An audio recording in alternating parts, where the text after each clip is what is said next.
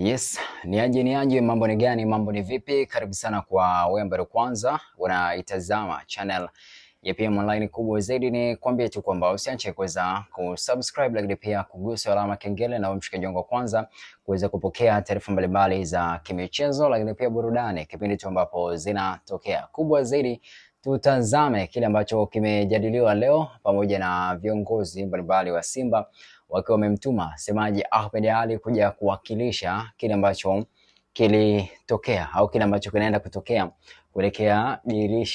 kuelekea msimu wa sikukuu by the way za Christmas pamoja na mwaka mpya. Na ngoja nikukumbushe baadhi ya mambo matatu ambayo unatakiwa uyashike kwa sasa hivi. Jambo la kwanza ni kuhusiana na jezi za Simba. Jambo la pili ni kuhusiana na ahadi za Jairuti. Jambo la tatu ni kuhusiana na kutimizwa kwa ahadi za Jairuti. So yashike mambo matatu wakati ambao tunazungumza kuweza kujua au kupata mwafaka wa kile ambacho tunaenda kukitazama kwa muda huu. By the way leo Ahmed Ally ameweza kuitisha mkutano na waandishi wa habari majira ya saa 6 saa 7 leo, na moja kati ya ajenda ambazo anakuja na kuziwasilisha ni pamoja na ajenda ya kuhusiana na jezi za Simba, na hili ni moja kati ya kitu ambacho kimezungumzwa mno kwa miezi kadhaa, lakini pia hatimaye kimekuja kudhihirika wazi, na kikubwa ambacho kimetangazwa hii leo ni pamoja na thamani au bei ya jezi za kimataifa za Simba Sports Club. Sasa ngoja nikupitishe kwenye nukuu ya kile ambacho ameweza kukizungumza leo, alafu kwenye yale mambo yangu matatu nitaigusia vizuri na ufahamu ni kwa namna gani ambavyo nimeweza kuyapanga hapo, na kisha tutajiuliza sisi wawili kama kuna ukweli kwenye zile ahadi, kuna ukweli kwenye thamani, lakini pia kuna ukweli kwenye vitu ambavyo vimekuwa vikifanyika pale Msimbazi. Namba moja ni nukuu kile ambacho Ahmed Ally amekisema. Amesema hivi: tuna habari njema katika kipindi hichi cha msimu wa sikukuu ya Christmas na mwaka mpya.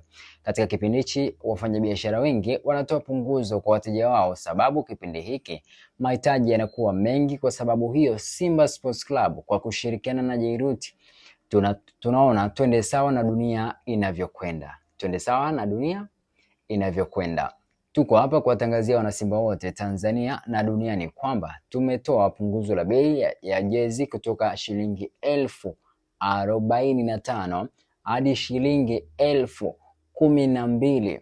Ofa hii ni ya sikukuu na jezi zote za ligi na za kimataifa na za watoto.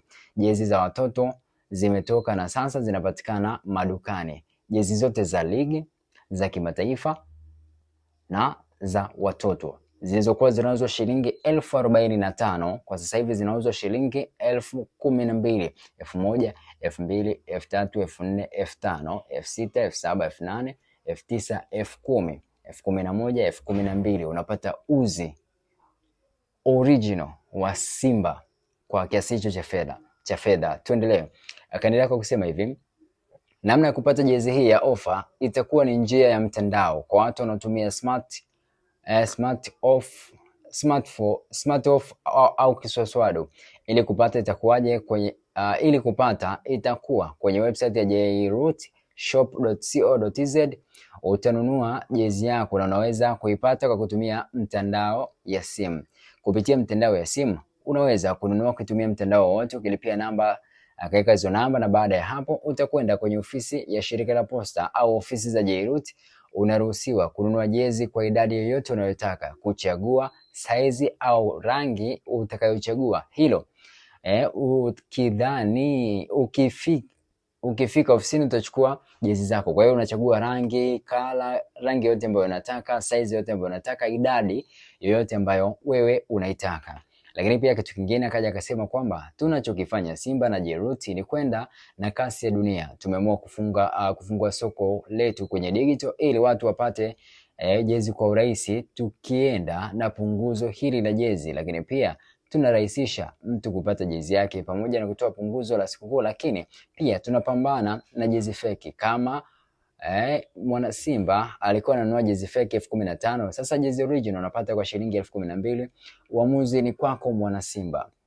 Bei hii ya punguzo inaanza leo Disemba 16 na itakwenda hadi Januari 30, 2026. Hivyo kuna siku 45 za ofa hii. Kuna watu wanakwenda nyumbani sikukuu. Usikubali kwenda na mikono mitupu. Nunua jezi Simba uende na zawadi. Unaweza kupata jezi hii hata kwa kukopa. Mitandao ya simu wanakopesha wateja wao, hivyo unaweza kukopa sasa na kupata jezi yako.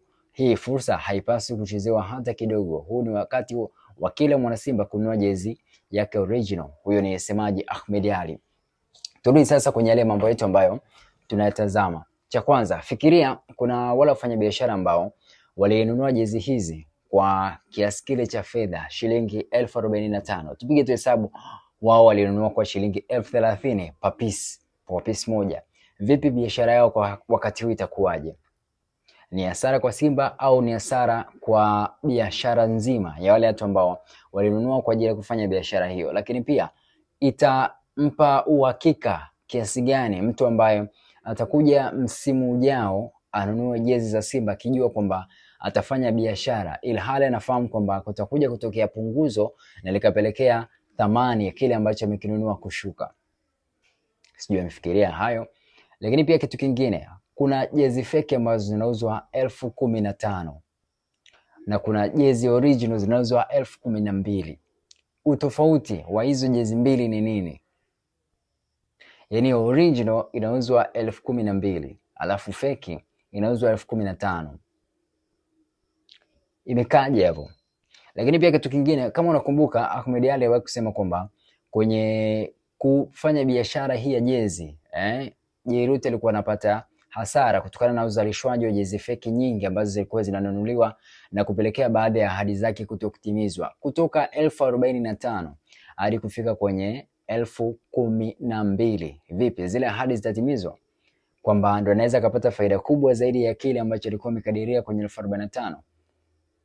Siri nini? Kuna thamani imeshuka kwenye namna ambavyo wamekuwa wakipangilia proposal zao, labda idea wazo ya kuwasilisha limekuwa tofauti. Na kwa nini misimu mingine yote ambayo Simba imekuwa ikiuza jezi zake, Fred Vunjabe sijawahi kushuhudia akishusha thamani ya jezi kutoka shilingi 45,000 hadi kufika 12,000. Yaani sijawahi kuona. Brandi ni ya kimataifa ambayo Jairuti amekuwa akinadi hivyo. Brandi ya kimataifa, umesafirisha jezi, imefanywa ubunifu Italy, imesafirishwa kutoka South Africa, imefanywa promotion ya picha, alafu imekuja kuuzwa kwa 12,000. Kiasi cha fedha kinarudi hapo kweli?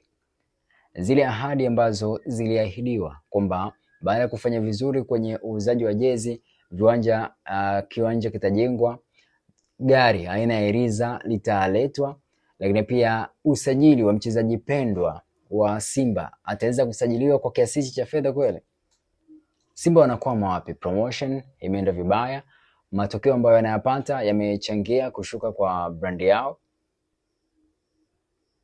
au kuna kitu gani ambacho kimepelekea kuweza kushuka kutoka kwenye 45,000 hadi 12,000? Yaani kuna baadhi ya vitu ambavyo unaona kabisa vitakuja kupelekea mwisho wa siku thamani ya jezi ambazo zitakuja kuwekwa sokoni zisirudishe kile ambacho kimekuwa kikipangwa. Of course kwa Simba wao tayari wamekwisha kuchukua mkataba wao wa bilioni 38 au 39 kama sikosei kutoka kwa Jairuti. Kitu ambacho wao wanakisubiria ni feedback tu kutoka kwake, ni kitu gani ambacho wanapaswa kufanya na kitu gani ambacho hawapaswi kufanya. Lakini kuna baadhi ya vitu ambavyo vinazidi kuacha maswali kuhusiana na brand ya Simba, lakini pia kuhusiana na nembo inaanza kutumika ndivyo sivyo. Yaani thamani inaanza kujionyesha wazi kwamba imeshuka katika kipindi hichi cha miaka 4 ambayo wameweza kukosa ubingwa wa ligi kuu ya soka Tanzania bara licha ya kufanya vizuri katika mashindano ya kimataifa. So tusubirie tuone kama itakuja kubadilika ama mambo yatakuwa ni haya. Lakini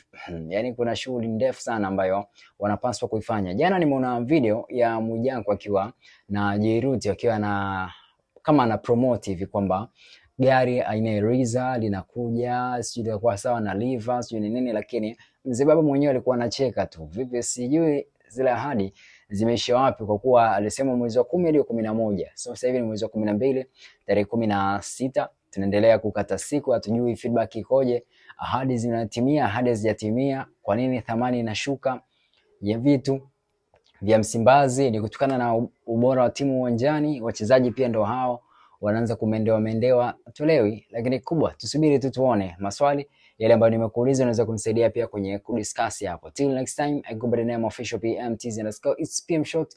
Ni follow pale Instagram, lakini pia Twitter pamoja na TikTok @itpmshort. Till next time.